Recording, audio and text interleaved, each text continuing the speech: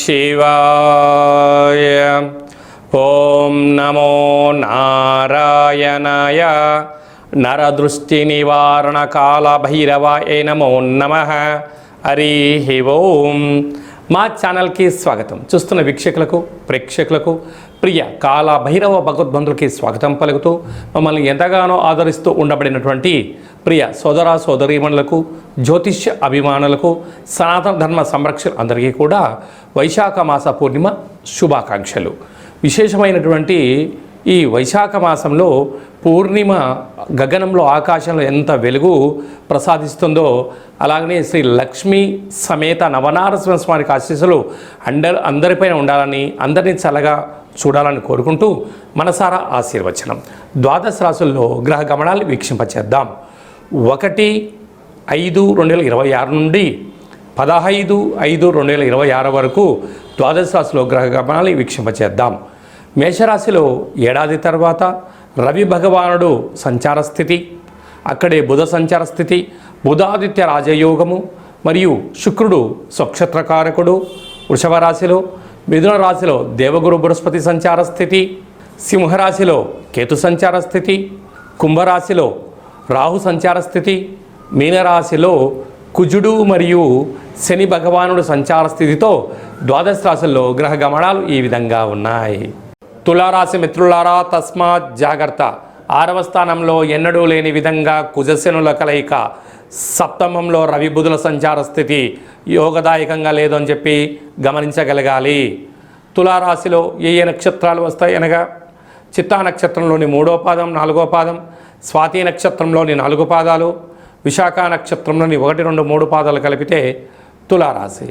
రాశాధిపతి శుక్ర భగవానుడు. వీరికి రాశి నుంచి పంచమ స్థానంలో రాహు, రుణ రోగ శత్రుస్థానంలో కుజ భగవానుడు, ఆయుకారకుడైనటువంటి శని భగవానుడు 6వ స్థానంలో కుజుడితో ఏడాది తర్వాత కలిసి సంచారం చేయడం వలన రుణ సమస్యలు, రోగ సమస్యలు, తీవ్ర అనారోగ్యాలు, అసలే వేసవి కాలం అవ్వడం వలన అనేక రకాలమైనటువంటి శరీరం సతమతమయ్యేటువంటి వ్యాధులు వచ్చే అవకాశాలు ఉన్నాయి. తీవ్ర ఒత్తిడి, నీరసం, అలసట, బ్రెయిన్ స్ట్రోక్ లాంటి వ్యాధులు వచ్చే అవకాశాలు ఉన్నాయి. మీ యొక్క ధనం అనవసరంగా ఖర్చు పెట్టేటువంటి పరిస్థితి చాలా అధికంగా ఉంటుంది. ఏడాది తర్వాత సప్తమ స్థానంలోకి రవి భగవానుడు, అక్కడే బుధుడు సంచారము, బుధాదిత్య రాజయోగం. ప్రేమికులు తస్మాత్ జాగ్రత్త. భార్యాభర్తల మధ్య నమ్మకం అవసరం. ప్రభుత్వ ఉద్యోగ కార్యక్రమాలు చేసేటువంటి వారు ఓర్పు, నేర్పు, సహనం, సత్ప్రవర్తన చాలా అవసరం అని చెప్పి గుర్తుపెట్టుకోగలగాలి. అష్టమంలో శుక్రుడు ఉన్నాడు. అంతా చూడడానికి చాలా బాగానే ఉంటుంది, కానీ స్థిర సమయానికి డబ్బులు అందక ఆర్థికంగా ఇబ్బంది పడే పరిస్థితి అధికంగా ఉంటుంది. కనుక భాగ్యస్థానంలో గురు సంచార స్థితి ఉన్నప్పుడు చాలా సమయస్ఫూర్తిగా వ్యవహరిస్తే, ఆధ్యాత్మిక చింతనగా మీరు ఉండగలిగినట్లయితే సకల అదృష్టం కలుగుతుంది. కనుక లక్ష్మీ నవనారసింహస్వామి కళ్యాణంలో పాల్గొనడం, స్వామివారికి తులసిమాలను సమర్పించడం, అలాగనే పూర్ణిమ తిథి యందున నీటిని పోసి నీటిలో నవధాన్యాలను వేసి చంద్రభగవాన్ని దర్శించి ఈ నవధాన్యాలకు గోవుకు పెట్టగలడం వలన దోషం తొలగుతుందని చెప్పి గమనించాలి. మనకు ఈ విధంగా వైశాఖ మాసం అంతను కూడా అద్భుతమైన ఆధ్యాత్మిక మాసము. అంటే సకల దేవతలు జన్మించినటువంటి కళ్యాణ మహోత్సవ కార్యక్రమాలను కూడా మనం చూసుకుంటూ ఉంటాం. కనుక ఈ వైశాఖ మాసంలో పూర్ణిమకు తిథి రోజు ఒక్కరోజు ముందర మనకు లక్ష్మీ నవనారసింహ స్వామి యొక్క జయంతి మహోత్సవ కార్యక్రమాలు కూడా జరుగుతున్నాయి. కనుక మనమందరము కూడా స్వామివారి కళ్యాణంలో పాల్గొన్న తదనంతరము ఈ పూర్ణిమ తిథి యందున తప్పకుండా రాత్రిపూట ఒక వెడల్పాటి పాత్రలో నీటిలో విభూదిని వేస్తే తెల్లగా కనపడుతుంది.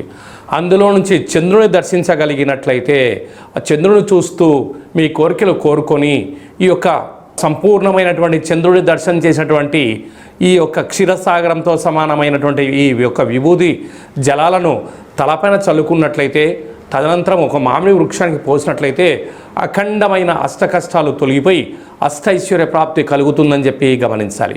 మనము ముఖ్యమైన పండగల గురించి క్లుప్తంగా, సవివరంగా, సంపూర్ణంగా తెలుసుకుందాం. 1వ తారీఖు మే నెల 2026వ సంవత్సరము వైశాఖ మాస పూర్ణిమ స్వాతి నక్షత్రంతో కూడుకున్న పూర్ణిమ సందర్భంగా సంపూర్ణమైనటువంటి లక్ష్మీదేవి కటాక్షం కోసం చేసేటువంటి పూజా కార్యక్రమం ఏ పూజ చేసినా, ఎందుకనగా లక్ష్మీదేవి క్షీరసాగర మదనంలో మనకు ఉద్భవించిందని మనకు వేదాలు చెప్తున్నాయి. కనుక ఆ రోజు ఉప్పును పూజ చేసి ఆ ఉప్పును ప్రవహించే నీటిలో వేసిన, లేకుంటే ఇంట్లో నైరుతి మూలలో ఉంచినట్టయితే లక్ష్మీదేవి కటాక్షం అపారంగా కలుగుతుందని చెప్పి కూడా గమనించాలి. 10వ తారీఖున వైశాఖ మాస బహుళాష్టమి కాళాష్టమి కనుక కాళాష్టమి సందర్భంగా గృహంలో కాళభైరవ స్వామి స్మరణ, ధ్యానము, దీపం వలన సకల అష్ట కష్టాలు కూడా తొలగిపోతాయి. 12వ తారీఖున హనుమాన్ జయంతి కనుక మనకు రామతత్వానికి, భక్తి తత్వానికి హనుమంతుడు స్వామివారే కనుక ఆ రోజు హనుమంతుల స్వామివారికి తమలపాకుల పైన శ్రీరామ శ్రీరామ అని రాసి 100 ఆకుల పైన సింధూరంతో రాసి ఆయనకు మాలను సమర్పించినట్టయితే సకల భూత ప్రేత పిచాచ సకల శనిగ్రహ దోషాలు సంపూర్ణంగా తొలగిపోతాయని చెప్పి గమనించాలి. అలాగనే మీ వ్యక్తిగత జాతకం తెలుసుకోవాలనుకుంటున్నారా? మీ యొక్క పేరు, పుట్టినటువంటి తేదీ, నెల, సంవత్సరం, పుట్టిన సమయం రాసి వాట్సాప్ ద్వారా పంపించగలరు. అలాగనే డేట్ ఆఫ్ బర్త్లో లేనటువంటి వారు మీ యొక్క పేరు, మీ యొక్క ఫోటోను వాట్సాప్ ద్వారా పంపించగలిగినట్లయితే గవ్వళ ద్వారా, రమణ శాస్త్రం ద్వారా, కాళభైరవ ఉపాసన చేత భూత భవిష్యత్ వర్తమానాన్ని తెలియజేయడం జరుగుతుంది. మీ డేట్ ఆఫ్ బర్త్లు పంపించినట్లయితే 100 సంవత్సరాల జాతకం రాసి పంపించి మీరు పుట్టినప్పుడు గ్రహ గమనాలు ఎలా ఉన్నాయి, ప్రస్తుతం ఎలా ఉంటున్నాయి, భవిష్యత్తులో ఎలా ఉండబోతున్నాయో సవివరంగా సంపూర్ణంగా తెలియజేయడం జరుగుతుందని చెప్పి గమనించాలి. అపాయింట్మెంట్ తీసుకొని సంప్రదించగలరు. అందరికీ శుభాన్ని, జయాన్ని, ఐశ్వర్యాన్ని, ఆనందాన్ని ప్రసాదించాలని మనసారా ఆశీర్వచనం. శతమానం భవతి శతాయు పురుష సతేంద్రియ ఆయుష్యేవేంద్రియే ప్రతిష్టతి ధనం ధాన్యం బహుపుత్రలాభం శత సంవత్సరం దీర్ఘమాయు సర్వే జనా సుఖినో భవంతు లోకా సమస్తా సుఖినో భవంతు సర్వం కాళభైరవ దేవతార్పణమస్తు. హరి ఓం.